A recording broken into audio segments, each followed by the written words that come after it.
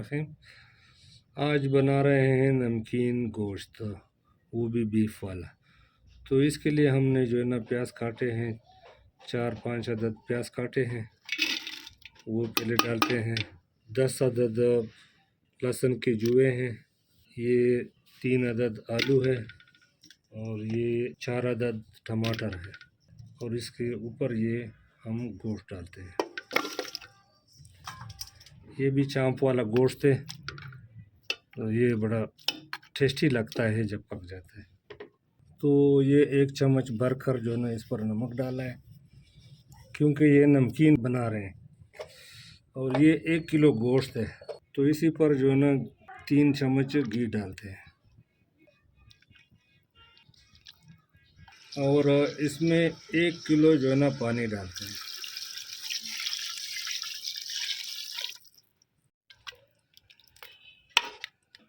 गोश्त को नीचे बिठा देते हैं और अभी इस पर ढक्कन बंद करते हैं और उसको टाइम देते हैं आधा घंटा। तो आधे घंटे के बाद इसको चेक करेंगे और फिर आपसे मिलेंगे। सीटी रख दी है।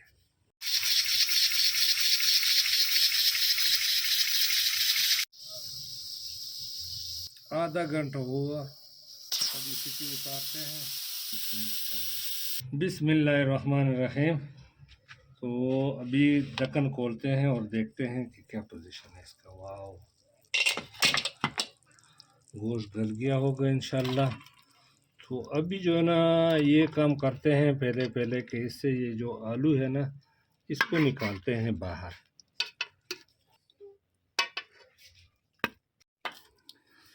और इसके बाद अभी दोबारा चूल्हा जलाते हैं और इसको सालन को मिक्स करते हैं।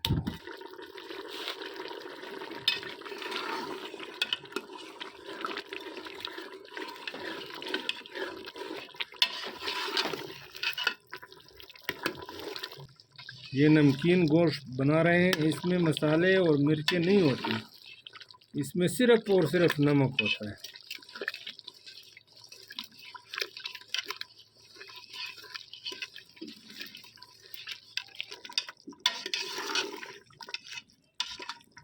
इसमें प्याज, लहसुन और टमाटर सारे जब गल जाए, मिक्स हो जाए और घी जो है ना ऊपर आ जाए, तो समझो कि हमारे नमकीन गोश्त तैयार है। बाद लोग नमकीन बनाते हैं उसमें पानी नहीं होता है, तो जो लोग ज़्यादा गोश्त बनाते हैं वो इसी तरह कर सकते हैं। तो अभी थोड़ी देर इस पर ढकना बंद करते हैं ताकि ये पानी सूख जाए। 5 मिनट हो गए, अभी इसका ढक्कन उठाते हैं। पानी खुश्क हो गया। हाँ, अभी पानी तकरीबन खुश्क हो गया है, अभी घी ऊपर निकलने वाला है और हमारा नमकीन गोश्त तैयार होने वाला है।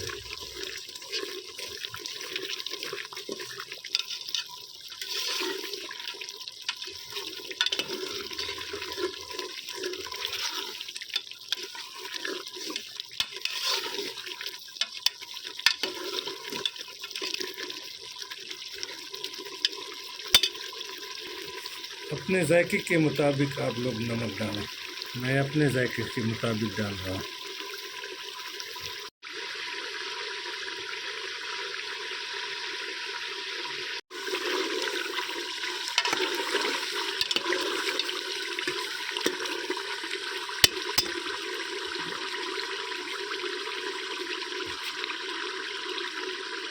तो ये अभी ऊपर डाल दें, ज़्यादा इसको चलाएंगे नहीं चमचा, ताकि ये टूट ना जाएगा।